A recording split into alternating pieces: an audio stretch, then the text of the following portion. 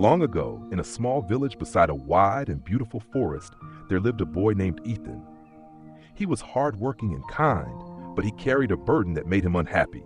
He always compared himself to others. When his friend Liam scored the highest in class, Ethan wished he were as smart. When his neighbor Ryan showed his wealth, Ethan longed to be rich.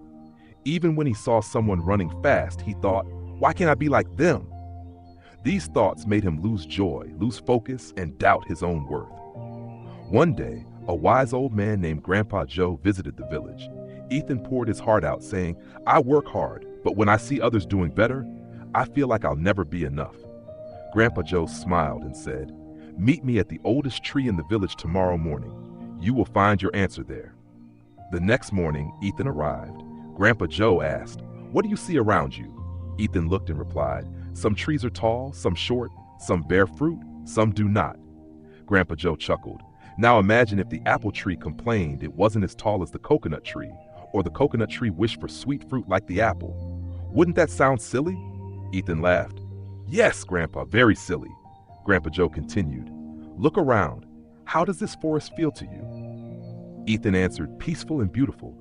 Everything seems just right." Grandpa Joe nodded. "That's life. Every tree has its own gift. The apple tree gives sweet fruit. The coconut tree grows tall and strong.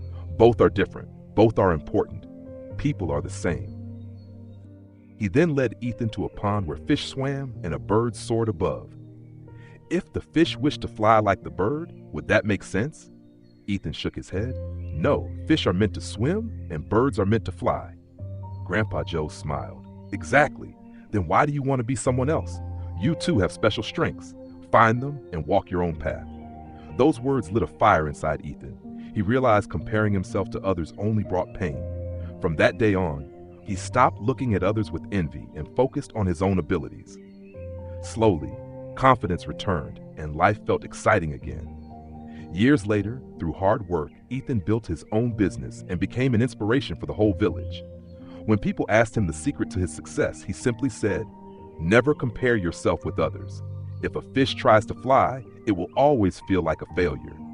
But if it swims, it can rule the entire ocean." And he would remind them, the sun and the moon do not shine at the same time, yet both are important. Find your path and walk it in your own way. That is where true success lies.